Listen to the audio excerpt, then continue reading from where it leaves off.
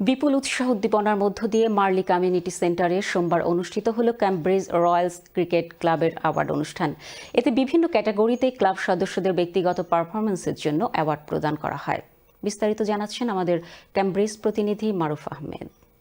বিপুল উৎসাহ এবং উদ্দীপনার মধ্য দিয়ে মার্লি কমিউনিটি সেন্টারে অনুষ্ঠিত হলো ক্যামব্রিজ রয়্যালস ক্রিকেট ক্লাবের অ্যাওয়ার্ড অনুষ্ঠান। এতে বিশেষ অতিথি হিসেবে উপস্থিত ছিলেন এহেইস ফাউন্ডেশনের ট্রাস্টি আব্দুল হাই, চ্যানেলসের বিশেষ প্রতিনিধি Mamunur Rashid, Bangladesh welfare and cultural association ক্যামব্রিজের secretary Asaduzzaman Ahmed, joint secretary Maruf Ahmed, sports secretary Numan Khan, Ziaur Rahman Zia, Ali Ahmed, Iftar Hossain সহ আরও অনেকে।